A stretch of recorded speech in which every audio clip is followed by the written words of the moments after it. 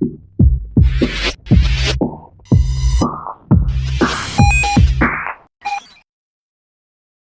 Umum DPP Partai Golkar Airlangga Hartarto mengakui pemerintah Indonesia harus belajar dari Cina terkait isu ketersediaan pangan.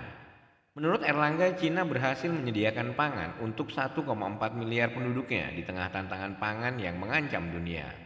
Indonesia dengan 270 penduduk tentu harus belajar bagaimana meningkatkan produktivitas di sektor pertanian. Begitu dikatakan Airlangga. Hal itu disampaikannya saat Airlangga usai menemui perwakilan Partai Komunis Cina di kantor DPP Partai Golkar Jakarta 31 Agustus lalu. Hal yang patut dicontoh dari produktivitas pertanian di Cina adalah asupan teknologi dalam perkembangan agrikultur. Airlangga Hartarto yang juga Menko Perekonomian ini menegaskan, tantangan ketersediaan pangan ini menjadi catatan Presiden Joko Widodo. Dalam pertemuan dengan PKC yang diwakili Minister Internasional Departemen Komite Sentral PKC, Mr. Liu Jianchao, Airlangga akui membahas sejumlah sektor. Pembahasan Airlangga dengan perwakilan PKC tersebut terutama seputar persoalan ekonomi antara perwakilan partai kedua negara.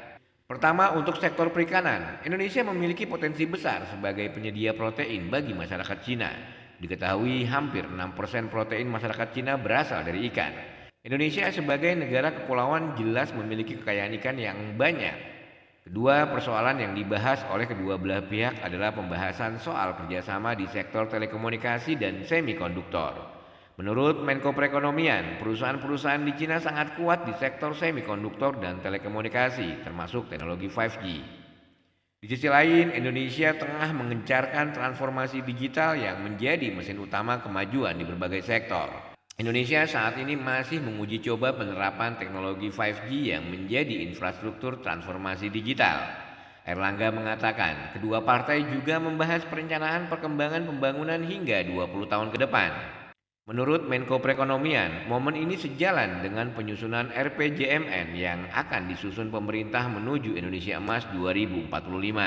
Ia mengatakan dalam pengembangan perekonomian ke depan, Cina juga mengupayakan agar masyarakat semakin sejahtera.